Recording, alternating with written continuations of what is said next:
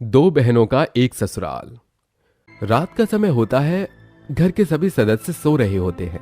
तभी रात के अंधेरे में पायल हाथ में एक हथौड़ा लेकर अपने घर के बीच की दीवार को तोड़ना शुरू कर देती है। उसकी आंखों में आंसू होते हैं। आज मैं इस दीवार को तोड़कर ही रहूंगी, चाहे कुछ भी हो जाए। अब हम दोनों बहनों के बीच में ये दीवार और नहीं रह सकती। पायल रोते हुए दीवार को तोड़ती है। दीवार के टूटने की आवाज से काव्या नींद से जाग जाती है और अपने पति से कहती है, अजी उठ जाइए, कैसे घोड़े बेचकर सो रहे हो? मुझे बाहर से आवाज आ रही है। क्या हुआ काव्या, सब कुछ ठीक तो है ना? और ये आवाज कहाँ से आ रही है? माँ, मुझे बहुत डर लग रहा है। बाहर क्या हो रहा है माँ? बहू, ये कैसी आवाज थी? चलिए बाहर चलकर देखते हैं। काव्या घर से बाहर आंगन में आती है, जहां वो देखती है कि उसकी छोटी बहन पायल आंगन की दीवार को तोड़ रही है। पायल, तुम ये क्या कर रही हो? इस दीवार को मैंने ही खड़ा किया था और आज मैं ही इसे तोड़ रही हूँ। पायल दीवार तोड़कर अपनी बहन के पास आ जाती है और उसे गले से लगा लेती है। दीदी, मुझे माफ कर दो, मुझसे बहुत बड़ी गलती हो गई। मुझे ऐसा नहीं करना चाहिए था। मुझसे दूर हटो बहन। तुमने मेरे साथ जो भी किया है मैं उसे कभी भुला नहीं पाऊंगी। ऐसा मत करो दीदी, मैं आपकी बहन हूँ। क्या कहा? तुम मेरी बहन हो? हर एक बहन दूसरी बहन के ऊपर इतने अत्याचार नहीं करती जितने कि तुमने मुझ पर किए हैं। काव्या की ये बात सुनकर पायल उसके पैरों में गिर जाती है और उससे माफी मांगती है। माना मैं बहुत बुरी हूँ, आपके साथ जो किया बहुत बुरा किया, लेकिन अब मुझे अपनी गलती का पछतावा है। एक बड़ी बहन होने के नाते मुझे माफ कर दो दीदी। छोटी बहन को अपने पैरों में गिरा हुआ देख काव्या की आंखों में भी आंसू आ जाते हैं। क्या काव्या उसे उसकी गलतियों के लिए माफ करेगी? आखिरकार पायल ने ऐसा क्या किया था जिसके चलते वो आधी रात के समय दीवार तोड़कर अपनी बहन से माफी मांगती है? ये देखने के लिए कहानी में थोड़ा पीछे चलते हैं। ये लीजिए, मैंने आप सभी के लिए चाय बनाई है और साथ में स्नैक्स भी। यहाँ रख दे बेटी और यहाँ आकर बैठ जाओ। देखा आप लोगों ने, हमारी बेटी कितनी संस्कारी है। अगर आपके बेटे ने मेरी बेटी से शादी कर ली तो वो काव्या के साथ हमेशा खुश रहेगा।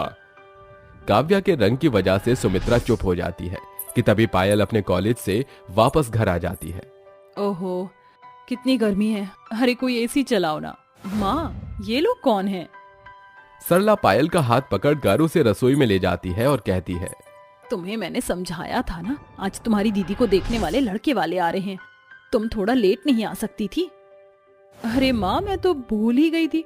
अब हमारी बहन इतनी काली है तो इसमें मेरी क्या गलती है? अब यहीं रुको तुम। सरला वापस बाहर आकर बैठ जाती है, जिसके चलते सावित्री कहती है, देखिए, हमें काव्या पसंद तो है, लेकिन हमारा नितिन बहुत गोरा है और सुंदर है, जिसके साथ आपकी छोटी बेटी पायल अच्छी लगेगी। अगर आप बुरा ना माने तो हम पायल का हाथ अपने छोटे बेटे के लिए मांगना चाहते हैं। माफ कीजिए बहन जी, हम अपनी छोटी बेटी की शादी बड़ी बेटी से पहले नहीं करेंगे। आप अभी जा सकती हैं। सरला ऐसा कहकर सावित्री को जाने के लिए कह देती है। वहीं ये सब सुनकर काव्या को बहुत दुख होता है और वो अपने कमरे में जाकर रोने लगती है। अरे मेरी प्यारी गुड़िया, रो क्यों रही है? चिंता मत करो, तुम्हें एक बहुत अच्छे घर से रिश्ता आएगा और तुम वहाँ खुशी से रहोगी। माँ, ये 7वां रिश्ता टूटा है मेरा। मुझे नहीं लगता कि अब मेरी कोई शादी होगी। सरला किसी तरह काव्या को समझाती है तो वहीं दूसरी तरफ अपनी बेटी पायल को बहुत डांटती है। पायल को अपनी खूबसूरती का बहुत घमंड था। इसी के चलते कुछ दिनों बाद काव्या का रिश्ता तय हो जाता है और बहुत जल्दी वो शादी करके अपने ससुराल चली जाती है। लेकिन ये सब पायल से जरा भी बर्दाश्त नहीं होता। मुझे यहाँ छोड़कर तो ऐशो आराम की जिंदगी जीने के लिए इतने बड़े घर में चली गई, लेकिन मैं इसकी जिंदगी खराब करके ही रहूंगी अब। पायल भी उसी घर के छोटे बेटे आशीष को अपने प्यार के जाल में फंसा लेती है, जिसके बाद पायल आशीष से शादी करके उस घर में पहुंच जाती है। ओह गॉड, तुम इसी घर में रहती हो? मुझे तो पता ही नहीं था। अरे पायल, अगर तुम्हें आशीष जी पसंद थे तो हमें बता देती, हम तुम्हारी शादी अच्छे से करवाते। तुमने ऐसे चोरी छुपे शादी क्यों की? इस घर में भी आप मेरी दादी बनने की कोशिश मत करो। मैं भी इस घर की बहू हूँ। चलिए आशीष जी, अब मुझे अपनी माँ से भी मिलवा दीजिए। आशीष पायल को अपनी माँ जयंती से मिलवाता है। वाह बेटा, तेरी पसंद तो बहुत अच्छी है। मुझे पायल बहुत पसंद आई और फिर ये काव्या की बहन है तो संस्कार भी उसी की तरह के होंगे। पायल का आधे से ज्यादा प्लान पूरा हो चुका था। अब बस उसे अपनी बहन को तकलीफें देनी थी, जिनके बारे में काव्या ने पूरी प्लानिंग की हुई थी। वो सबसे पहले अपनी सास को अपने करीब ले आती है, जिसके चलते उसकी सास हर बात में उसकी सुनती है और काव्या को नजरअंदाज कर देती है। अरे बहू, अगर तू बाहर एक स्विमिंग पूल बनवाना चाहती है तो इसमें हमें कोई आपत्ति नहीं है, मैं बनवा दूंगी। थैंक यू माँ जी, आप तो बहुत अच्छी हो। माँ जी, आपने स्विमिंग पूल बनवाने के लिए हाँ तो कर दिया, लेकिन अभी बजट ठीक नहीं है, कुछ समय बाद बनवा लेते तो ठीक रहता। मेरे हर एक काम में टांग अड़ा देने की आदत जाएगी नहीं इसकी। माँ जी, कितनी गर्मी है, मेरे कमरे में एक एसी भी लगवा दीजिएगा, रात को मुझे नींद नहीं आती। जयंती काव्या को नजरअंदाज करके पायल की सारी बात मान लेती है। उसके कमरे में एसी भी लगवा देती है और आंगन में एक स्विमिंग पूल भी बनवा देती है। ऐसे ही धीरे धीरे वो गलतियां खुद करती और उसका इल्जाम अपनी बहन काव्या के ऊपर डाल देती और उससे लड़ाई भी करने लगती। एक दिन वो रोते हुए जयंती के पास जाती है। माँ जी देखो ना, आज मुझे फंक्शन में जाना था और दीदी ने जानबूझकर मेरी साड़ी जला दी। मुझे ऐसा लगता है जैसे दीदी को मेरा यहाँ रहना पसंद नहीं है। मैं यहाँ से जाना चाहती हूँ। बहू, तुझे कहीं जाने की जरूरत नहीं है, मैं इसका फैसला करके ही रहूंगी। मैं घर का बंटवारा कर देती हूँ, एक तरफ तू आराम से रहना और दूसरी तरफ तेरी बहन रह लेगी। जयंती घर के बंटवारे की बात सबको बताती है। माँ जी, बंटवारे से घर बिखरता है, ऐसा मत कीजिए। जितनी तू शक्ल से काली है उतनी ही तू अंदर से भी काली है। मेरी प्यारी बहू को इतना परेशान करती है, मुझे मजबूरन बंटवारा करना ही पड़ रहा है। जयंती आंगन से लेकर घर के बीचों बीच एक बड़ी दीवार खड़ी करवा देती है, जिसके एक तरफ काव्या तो दूसरी तरफ पायल होती है।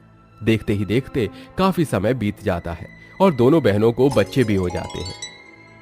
पायल हमेशा अपनी बड़ी बहन से चिढ़कर रहती, तो वहीं काव्या हमेशा उसका अच्छा सोचती। एक दिन पायल के घर उसके बच्चे का पहला जन्मदिन मनाया जाता है। चारों तरफ बढ़िया बढ़िया खाना और घर पूरा सजा होता है, तो दूसरी तरफ बेचारी काव्या धूप में चूल्हे पर खाना बना रही होती है। माँ, मुझे भी वहाँ जाना है। नहीं बेटा, वो तो अमीरों की पार्टी है, हम गरीब हैं, वहाँ नहीं जा सकते। उस दिन पायल की अमीर दोस्त उसकी सास जयंती का बहुत मजाक उड़ाती है और उसे धक्का देकर स्विमिंग पूल में गिरा देती है। अपनी बेइज्जती जयंती से जरा भी बर्दाश्त नहीं होती और उसे अपनी गलती का एहसास होता है, जिसके चलते वो पायल को छोड़कर अपनी काली बहू काव्या के पास पहुंच जाती है और उससे माफी मांगती है। मुझे माफ कर दे बहू, घर का बंटवारा करके मुझसे बहुत बड़ी गलती हो गई। नहीं माँ जी, हाथ मत जोड़िए, आप मेरी माँ जैसी हो, अब से आप हमारे साथ रहोगी। उस दिन के बाद से जयंती भी काव्या के साथ रहने लगती है। देखते ही देखते पायल बिल्कुल अकेली हो जाती है और एक दिन उसके पति आशीष को काम के चलते बहुत बड़ा लॉस हो जाता है और रात के समय आशीष सारा ब्लेम पायल के ऊपर ही डाल देता है। अरे, जब से तुम इस घर में आई हो सब कुछ बिखर गया है। पहले ये घर अलग हो गया और अब मुझे मेरी कंपनी में बहुत बड़ा लॉस हुआ। मेरी सारी सेविंग तुमने पार्टियों में उड़ा दी, लेकिन फिर भी तुम्हें पछतावा नहीं हुआ। मैं ये घर छोड़कर जा रहा हूं और अब मैं तब लौटूंगा जब ये घर पहले की तरह एक हो जाएगा। आशीष रात के समय घर छोड़कर चला जाता है, जिसके बाद पायल को अपनी गलती का एहसास होता है और वो रोते हुए हथौड़ा लेकर घर के बीच की दीवार को तोड़ देती है और काव्या के पैरों में गिरकर माफी मांगती है। काव्या उसे माफ कर देती है, जिसके बाद दोनों बहनें फिर से एक साथ खुशी खुशी एक ही ससुराल में रहने लगती। रेखा गहरी नींद में बेहद खर्राटों के साथ सो रही थी। ऐसे में उसका पति नारायण उसके खर्राटों से परेशान होकर कहता है, एक तो बड़ी मुश्किल से नींद आती है, ऊपर से ये काली बीवी अपने खर्राटों की वजह से सोने भी नहीं देती। क्या करूं, कैसे सोऊं, नींद ही नहीं आ रही। अच्छा, एक आइडिया है। नारायण साइड की टेबल से क्लिप उठाकर अपनी पत्नी के नाक पर लगा देता है, जिसके बाद वो इधर उधर करवट लेने के बाद बेसुरी आवाज में गाने लगती है। सारी सारी रात सोए ना हम, जो तेनू वेखियां सांसे गई थम। सारी सारी रात सोए ना हम। ए भगवान, इसके बेसुरे गाने से तो खर्राटे ही अच्छे थे। अरे, और ये गाना मेरे लिए गा रही है या अपने लिए गा रही है? सारी सारी रात सोए ना हम, घोड़े बेच के सो रही हैं और गाने गा रही हैं। सारी सारी रात सोए ना हम। तभी नारायण अपने कान पर तकिया रखकर सोने की कोशिश करता है। इतने में रेखा उसे लात मारकर बिस्तर से गिरा देती है। पूरी रात नारायण चैन से सो नहीं पाता है। अगले दिन रेखा की तीनों बहू दीप्ति, शीतल और कीर्ति आकर उसके पैर छूकर कहती है, माँ जी, आज हमने चाय नाश्ते में सबके लिए ब्रेड पकौड़े और पुदीने की चटनी और अदरक वाली चाय बनाई है। हाँ माँ जी, आपका और पापा जी का खाने का बहुत मन था ना, इसलिए हमने बना दिया। उसके बाद माँ जी, मीठे में शाही टुकड़ा भी है, आपके बेटों का फेवरेट। हाय रे मेरी तीनों बहू कितनी सुंदर, सुशील और समझदार हैं। चलो सबको बुला लो, नाश्ते का वक्त हो गया है। जी माँ जी। कुछ देर बाद सभी एक साथ बैठकर नाश्ता कर रहे थे कि बड़ा बेटा राज अपनी पत्नी दीप्ति से कहता है, अरे वाह दीप्ति, आज का नाश्ता तो बड़े मजेदार बनाया है, क्या बात है। बस ऐसे ही सबके लिए आज कुछ स्पेशल बना लिया। रोज बोरिंग खाना खाकर भी तो बोर सा लगता है ना। जेठानी जी बिल्कुल ठीक कहती हैं। अच्छा किया, आप सबने ऐसा ही कुछ बनाते रहिए, शाही टुकड़ा तो लाजवाब है। अरे रेखा, जरा मुझे पुदीने की चटनी प्लेट में और डालना। हाँ जी, मैं अभी करती हूँ। ये बोलकर रेखा जैसे ही नारायण को चटनी देती है कि उसके कपड़ों पर चटनी फैला देती है। तभी गुस्से में नारायण कहता है, अरे तुमसे एक काम ठीक से नहीं होता क्या? एक तो काली ऊपर से मेरी जिंदगी बर्बाद कर दी। नहीं, मेरी जिंदगी भी काली हो गई है तुम्हारे आने से। कितना कोशिश करता हूँ कि तुम्हें अपनी पत्नी का दर्जा दूं, कभी चैन से सोने नहीं दिया, खर्राटे पर खर्राटे, ऊपर से हाथ पैर चलाती रहती है। बस मैं अब और नहीं सह सकता, मुझे तुमसे अलग होना है। पिताजी, ये आप कैसी बातें कर रहे हैं? इस उम्र में माँ को छोड़ेंगे? भला ये क्या बात हुई? हाँ पापा जी, पति पत्नी के बीच तो ये सब होता रहता है। अरे इतना सब थोड़ी होता है। बस मैं अब तुम्हारी काली सास के साथ नहीं रह सकता। पिताजी, अचानक से आपको हमारी माँ काली क्यों लगने लग गई? सिर्फ इसी बात पर? आपने ये भी नहीं सोचा कि माँ के दिल पर क्या गुजरेगी? अभी तुम्हें मेरा यह दुख समझ नहीं आ रहा। अगर तुम मेरी जगह होते तो पता चलता काली पत्नी से शादी करके कितने ताने मिलते हैं जो कि मुझे मिले हैं। लेकिन अब मैं और नहीं रहना चाहता हूँ। इतना कहकर नारायण गुस्से से उठकर पार्क चला जाता है, जहां उसकी मुलाकात मिताली नाम की एक बुढ़िया से होती है। वह दोनों इतना बातें करते हैं कि रोज रोज मिलने लगते हैं और 1 महीने के अंदर ही नारायण उसे पत्नी का दर्जा देकर उससे शादी कर अपने घर ले आता है। चौखट पर अपनी पति को दूसरी औरत के साथ शादी के जोड़े में देखकर रेखा रोते हुए कहती है, हे भगवान नारायण जी, ये आपने क्या कर दिया? मैंने आपको कितना प्यार किया, इतना साथ दिया, और आप मेरे सामने मेरे बच्चों की गोरी सांस ले आए। हाँ, मैं मानती हूँ कि मैं काली हूँ, इसका ये मतलब तो नहीं कि आप दूसरी शादी कर लेंगे। पापा जी, आपने बहुत गलत किया माँ जी के साथ। तुम सब लोगों से मैं और कोई बहस नहीं करना चाहता, इसलिए साफ लफ्जों में कह रहा हूँ, अब से तुम्हारी ये गोरी सास ही तुम्हारी सास है। मैं तुम्हारी सास को घर से बाहर नहीं निकाल रहा हूँ, लेकिन मिताली भी कहीं नहीं जाएगी। अरे बच्चों, अगर तुम मुझे अपना लोगे तो इसमें बुरा ही क्या है? चिंता मत करो, मैं वैम्पायर सास नहीं हूँ जो तुम पर रौब झाड़ूंगी। पिताजी, हम इस औरत को अपनी माँ नहीं मानेंगे कभी। अरे मिताली, तुम किसी की बात मत सुनो, मेरे साथ घर में चलो। तभी नारायण उसे अपने कमरे में ले जाता है। काली रेखा बहुत रोती है। तभी उसकी तीनों बहू कहती हैं, माँ जी आप परेशान मत होइए, गोरी सास को तो हम यहाँ से भगा कर ही रहेंगे। हाँ माँ जी, आपकी जगह आपको ही मिलेगी, देखिए हम उसे कैसे परेशान करते हैं। फिलहाल तो आप अपने कमरे में जाइए और अपने हक के लिए लड़िए, उस गोरी सास को उस कमरे से निकाल दीजिए। हाँ बहू, तुम बिल्कुल ठीक कहती हो। ये सुनकर रेखा को इतना जोश आता है कि वह कमरे में ऐसे घुसती है कि उन दोनों का हाथ छुड़ाकर उनके बीच से निकलकर बिस्तर पर लेट जाती और कहती है, ओहो, मेरे सोने का समय हो रहा है, मुझे सोना है, जल्दी से लाइट ऑफ करिए। तुम पागल हो गई हो, तुम्हें दिखाई नहीं देता? अब मैं इनकी पत्नी हूँ तो इस कमरे में मैं उनके साथ रहूंगी। चलो जाओ इस कमरे से बाहर। रेखा, ये तुम क्या कर रही हो? अरे लाज शर्म भूल गई हो क्या? ये हमारा निजी समय है, जाओ। निजी समय के बुड्ढे पति, मैं कानूनी तौर से आपकी पत्नी हूँ और ये मेरा कमरा है, मैं यहाँ से बाहर नहीं जाऊंगी, जिसको रहना है रहे। मिताली, मैं कुछ नहीं कर सकता, तुम्हें रहना होगा इसके साथ। इस बात से बुढ़िया मिताली चिढ़ जाती है।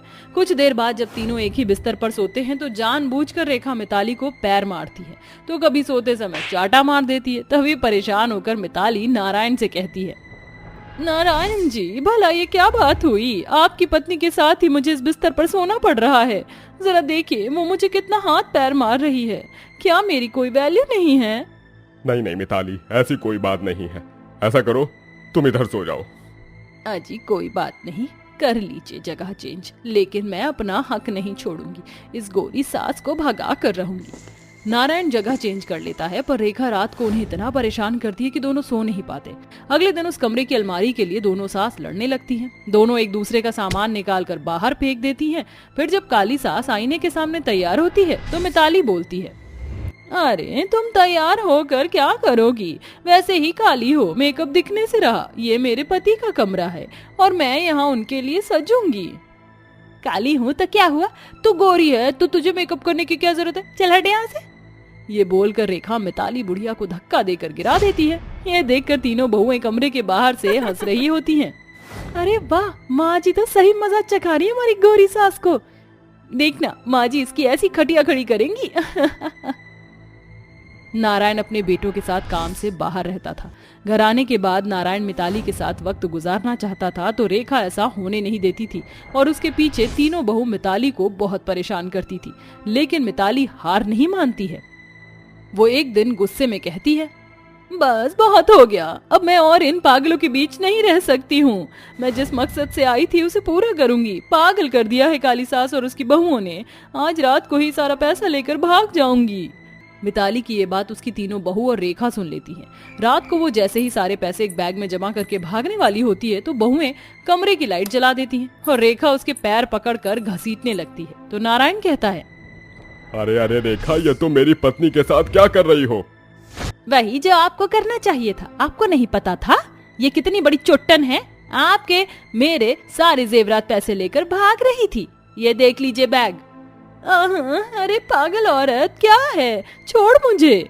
तीनों बहू बेटे हंस रहे होते हैं। अरे वाह माँ जी, इस गोरी सास के साथ आपको ऐसे ही पेश आना चाहिए। मिताली, मैंने तुम्हें इतना प्यार किया, सबके खिलाफ जाकर शादी करी और तुम मुझे ही लूटने चली थी। रेखा, तुम बिल्कुल ठीक कह रही हो। सुन लिया मेरे पति ने क्या कहा?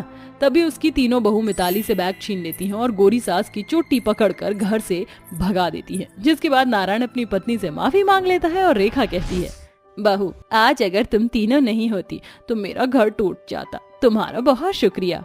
अरे माँ जी, अपने बच्चों को भी कोई शुक्रिया कहता है क्या? पापा जी, हमारी माँ जी को फिर से कभी परेशान मत करना आप।